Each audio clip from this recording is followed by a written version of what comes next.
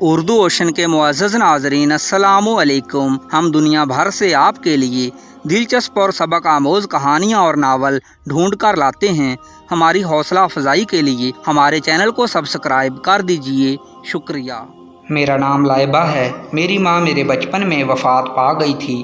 اس کے بعد میرے باپ نے مجھے سنبھالنے کے لیے دوسری شادی کر لی، لیکن اس سے اولاد نہ ہوئی تو میں ساری عمر اپنے والدین کی اکلوتی اولاد رہی۔ میری سوتیلی ماں مجھ سے کچھ اچھا سلوک نہیں کرتی تھی۔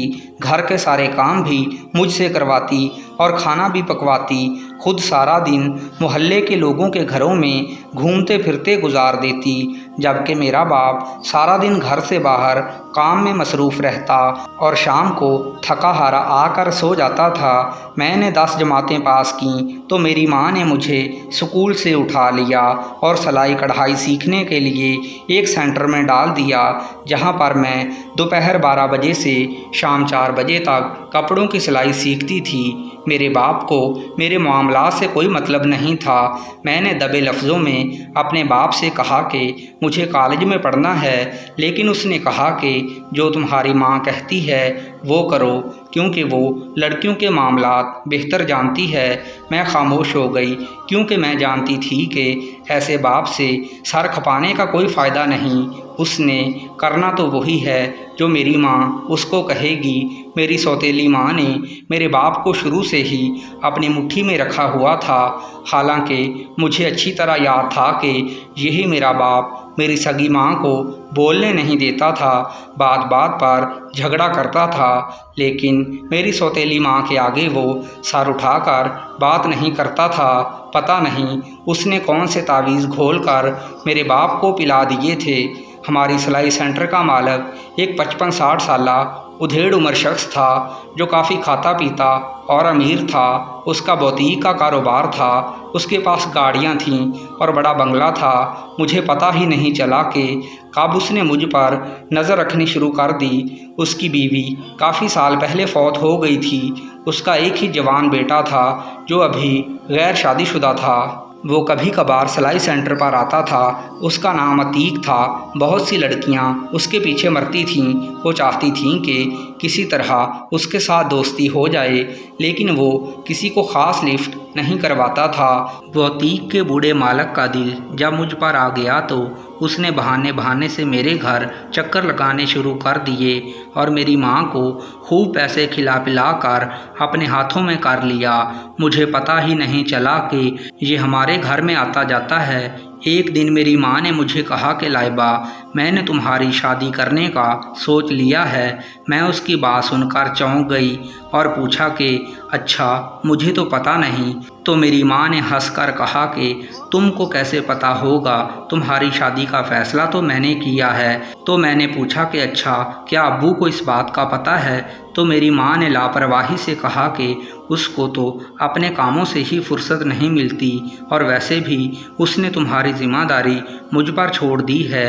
میں نے تجسس سے پوچھا کہ کیا آپ نے میرے لیے کوئی رشتہ دیکھا ہے؟ تو میری ماں نے مسکراتے ہوئے کہا کہ ایسا رشتہ دیکھا ہے کہ تم حیران ہو جاؤ گی۔ گاڑیوں میں گھومو گی، پیسوں میں کھیلو گی، عیاشی کرو گی اور ساری عمر مجھے دعائیں دو گی۔ میں سوچنے لگی کہ اللہ خیر کرے، ایسا کون سا رشتہ مل گیا، اور میری ماں کب سے میری اتنی خیر خواہ ہو گئی کہ میرے لیے بنگلے اور کوٹھیوں والا رشتہ تلاش کر لیا۔ پھر جب مجھے پتہ چلا کہ وہ رشتہ کون سا ہے تو سچ مچ میرے پیروں تلے سے زمین نکل گئی۔ میں نے چلا کر اپنی ماں سے کہا کہ میں اس بڈھے سے شادی کروں۔ تو ماں نے کہا کہ بیٹی، مرد کبھی بوڑھا نہیں ہوتا، اور مرد کی عمر کے علاوہ بھی بہت کچھ دیکھا جاتا ہے۔ کیا کمی ہے اس میں؟ اچھا بھلا ہے، کروڑوں کا مالک ہے، ایک ہی اس کا بیٹا ہے، سارا کچھ تمہارا ہی تو ہوگا۔ اس بڈھے نے میری ماں کے منہ میں اتنے پیسے بھر دیے تھے کہ اسے کچھ اور نظر ہی نہیں آ رہا تھا۔ نہ جانے اس بڈھے کو بھی اس عمر میں شادی کرنے کا کیا شوق چرایا تھا۔ اگلے دن جب میرا باپ کام پر جانے لگا تو میں نے اس سے کہا کہ میں نے اس بوڑھے سے شادی نہیں کرنی، آپ امی کو منع کر دیں۔ تو میرے باپ نے بڑے عام سے لہجے میں کہا کہ کیا مسئلہ ہے اس میں، ساری عمر اس کے پیسے پر عیاشی کرو گی، وہ کیا پتہ 2 سال بھی اور جیتا ہے یا نہیں۔ میں سمجھ گئی کہ بحث کرنا فضول ہے۔ اگلے 15 دن میں ہی میں اس بڈھے کی دلہن بن کر اس کے بنگلے میں آ گئی۔ آج میری سہاگ رات تھی، لیکن وہ مجھے کسی بھی قسم کی خوشی دینے میں ناکام رہا تھا۔ میں نے اس کے چہرے پر غائبانہ لعنت تمہاری جوانی پر، اگر تمہارے پلے یہی کچھ تھا تو شادی کے نام پر مجھے برباد کرنے کی کیا ضرورت تھی۔ پھر دن اور راتیں اسی طرح بے قرار گزرنے لگیں۔ اب تو میں سلائی سینٹر بھی نہیں جاتی تھی، لیکن وہ روزانہ چکر لگانے چلا جاتا تھا اور اس کے بعد وہیں سے بوتیک پر چلا جاتا اور شام کو واپس گھر آتا تھا۔ پھر ایک دن میں نے یوں ہی اس کو موبائل میں اپنی کچھ عریاں تصویریں بھیج دیں تو وہ میرا جسم دیکھ کر بے قرار ہو گیا، اور اس رات پہلی بار اس نے مجھے کچھ گزارے لائق خوشی دی۔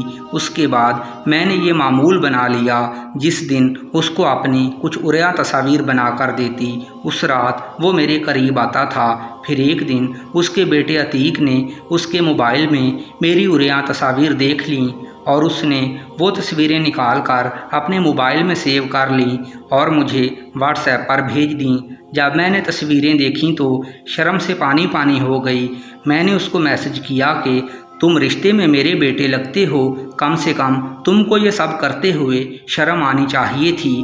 یہ میرا اور تمہارے باپ کا ذاتی معاملہ ہے۔ لیکن وہ شرمندہ ہونے کی بجائے ڈھیٹ بن گیا اور میری تعریفیں کرنا شروع کر دیں۔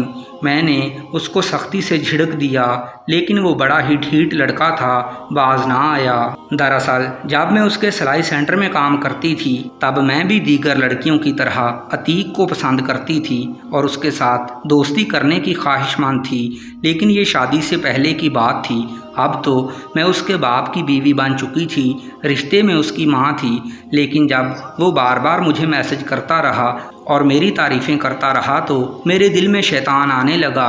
میرا دل اس کی طرف مائل ہونا شروع ہو گیا، لیکن مجھے سمجھ نہیں آ رہی تھی کہ اس رشتے میں رہتے ہوئے میں اس کے ساتھ کیسے تعلق استوار کروں۔ جب میں نے اپنی پریشانی کا ذکر عتیق سے کیا تو اس نے مجھے کہا کہ میرے باپ سے طلاق لے لو اور پھر مجھ سے شادی کر لو۔ میں عتیق کی باتوں میں پوری طرح آ چکی تھی۔ میں نے اس کے بوڑھے باپ سے طلاق کا مطالبہ کر دیا، جو اس نے میری ضد کو دیکھتے ہوئے مان لیا۔ مجھے حق مہر میں کافی زیادہ پیسے ملے جو میری باقی زندگی کے لیے کافی تھے، لیکن عتیق مجھے اپنانا چاہتا تھا۔ میں بھی اس کی عشق میں پاگل تھی، لیکن مجھے سمجھ نہیں آ رہی تھی کہ میں اس کے ساتھ نکاح کر سکتی ہوں کہ نہیں۔ اس بات کو 3 مہینے گزر چکے ہیں۔ عتیق آج بھی مجھ سے شادی پر زور دیتا ہے، لیکن میری رہنمائی فرمائیں، کیا میں اس سے نکاح کر سکتی ہوں یا نہیں؟ اپنی رائے کمنٹ میں دیجیے گا۔